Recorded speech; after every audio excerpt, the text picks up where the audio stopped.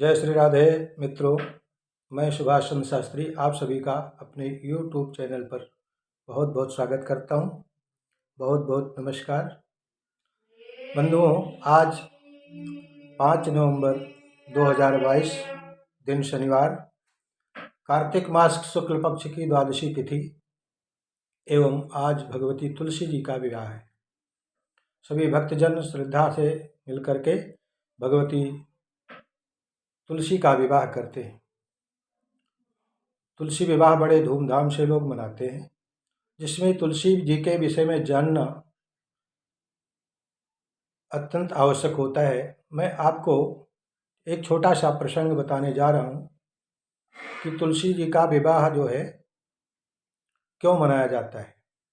बंधुओं, पूर्व काल की घटना है। शास्त्रों में वर्णन है, गोलोक में श्री बांके बिहारी श्री कृष्ण सानंद निवास करते हैं और इनकी 3 पत्नियां हैं, श्री राधा, विरजा एवं भूदेवी। इन तीनों में सबसे अधिक स्नेह जो है श्री राधा से रखते हैं। एक बार की बात है, भगवान श्री कृष्ण एकांत में कुंज में जाकर के विरजा के साथ में विहार कर रहे हैं। उसी समय श्री राधा जी अपने बहुत सी सखियों के साथ में वहां पर आईं। कुंज के भीतर जाना चाहा, द्वार पर भगवान के श्री रामा नाम के गोप जो परम पार्षद हैं, भगवान के भक्त भी हैं, वो पहरा दे रहे थे। उन्होंने श्री राधा जी को अंदर जाने से मना कर दिया, रोक दिया। और द्वार पर कोलाहल जब होने लगा तो भगवान श्री कृष्ण जो है कुंज में से अंतर ध्यान हो जाते हैं। इससे देवी विरजा लज्जित हो जाती हैं और लज्जित होकर के देवी विरजा अपने शरीर को नदी के रूप में परिणत कर देती हैं। वो विरजा नदी बन करके गोलोक धाम के चारों तरफ जैसे समुद्र बहता हो, इस प्रकार से पूरे गोलोक धाम को अपने घेरे में ले लिया। और देवी विरजा एवं भगवान श्री कृष्ण से 7 पुत्र थे, जिनमें लवण, इक्षु, शुरा, घृत, दधि, दुग्ध एवं जल। ये 7 पुत्र जो है 7 समुद्र बन करके धरती पर चले आते हैं, समुद्र बन करके पृथ्वी के ऊपर आ जाते हैं। इस पर श्री राधा जी और कुपित हो गईं और कुपित होकर के श्री रामा जी को जो है श्राप दे दिया कि तुम जो है असुर योनि को प्राप्त हो जाओ, असुर योनि में तुम्हारा जन्म हो। इस प्रकार से श्री राधा जी ने श्री रामा गोप को श्राप दिया। इस पर श्री रामा से जब नहीं रहा गया तो इन्होंने भी श्री राधिका को श्राप दे दिया कि तुम जो है भगवान श्री कृष्ण सदैव तुम्हारे अनुकूल रहते हैं, इसलिए तुम्हें ज़्यादा घमंड हो गया है, अधिक मान हो गया है। इसलिए मैं तुम्हें श्राप देता हूँ कि तुम धरती पर मानव के योनि में जाओगी और वहाँ पर रायणा नामक एक वैश्य होगा ब्रज में, तुम्हारी छाया उसके साथ में निवास करेगी। अतः मूर्ख लोग, अज्ञानी लोग तुम्हें ही उस वैश्य की पत्नी समझेंगे और इस प्रकार से सैकड़ों वर्ष तुम्हारा कृष्ण के साथ में वियोग होगा। इस प्रकार श्री राधा को श्राप दे दिया श्री दामा गोप ने।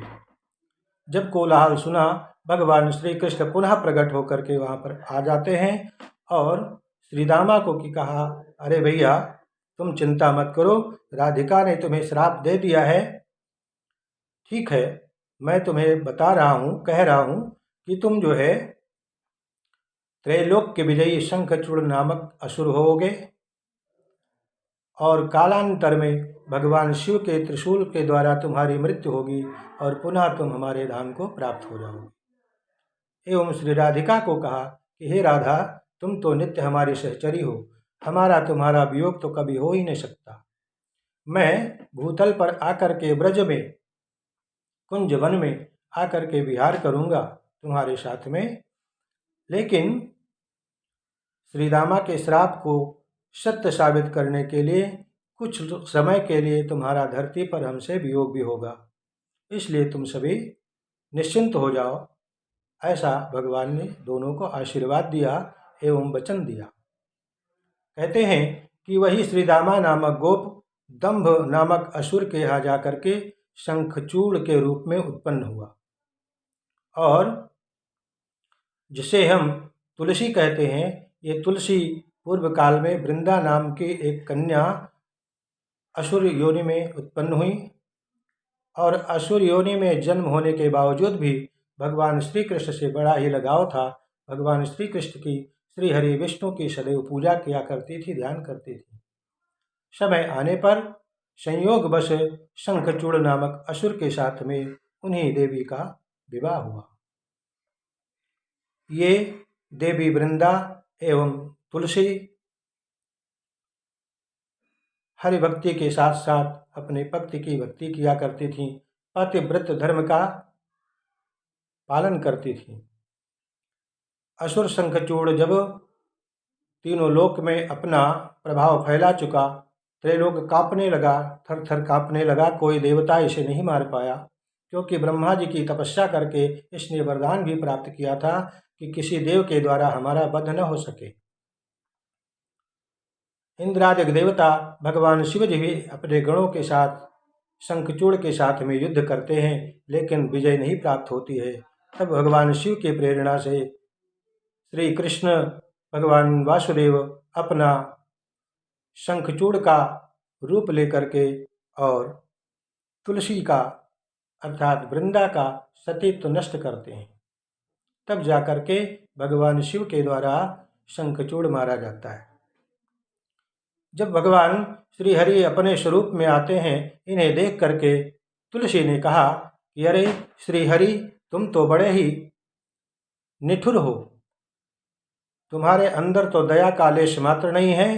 पाखाण सदृशस्त्वं च दयाहीनो यथा खलः तस्मात् पाखाण रूपस्त्वं मच्छापेन भवाधुना। तुम्हारा हृदय पत्थर की भांति है, तुम दया से हीन हो, इसलिए मेरे पतिव्रता धर्म को तुमने भंग किया है। मैं तुम्हें श्राप देती हूँ, मेरे श्राप वश होकर के तुम पाखाण हो जाओ। तत्पश्चात भगवान श्री हरि ने देवी तुलसी को श्राप दे दिया, वृंदा को श्राप दे दिया कि तुम भी कैसी स्त्री हो जो अपने पति को नहीं पहचान सकी। तुम तो जड़वत हो, अतः तुम भी वृक्ष योनि को प्राप्त हो जाओ। भगवान शिव ने आकर के निस्तारण किया और कहा कि हे देवी, तुम तो भगवान के नित्य सहचरी हो, भगवान के नित्य सहचरी हो। मैं तुम्हें आशीर्वाद देता हूँ, श्राप तो किसी का मिथ्या नहीं होगा। जिन भगवान श्री हरि को तुमने पत्थर होने का, पाखाड़ होने का श्राप दिया है, वो शालिग्राम शिला के रूप में प्रकट होंगे। शालग्राम शिला विष्णो तुलस्यास्तव संगमः सदा सादृश रूपाया बहु पुण्य विवर्धिनी।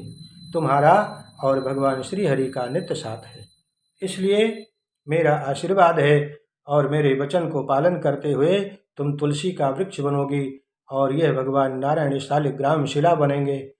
और आने वाले समय में लोग भगवान शालिग्राम का वैष्णोजन पूजन किया करेंगे, और जब तक तुलसी का पत्ता, तुलसी दल इनको अर्पित नहीं होगा, तब तक पूजन संपन्न नहीं होगा। इस प्रकार से भगवान शिव ने आशीर्वाद दिया और देवी वृंदा, देवी तुलसी का जो शरीर था वो गंडकी रूप में परिणत हो गया। कालांतर में समय आने पर वही देवी जाकर के तुलसी के वृक्ष में जन्म लेती हैं, तुलसी का वृक्ष होती हैं और भगवान नारायण शालिग्राम बन करके और जगत का कल्याण करने लग जाते हैं। इस प्रकार से भगवती देवी और भगवान शालिग्राम का संयोग होता है। इस कथा में, इस प्रसंग में बस इतना ही। जय श्री राधे। बहुत बहुत धन्यवाद।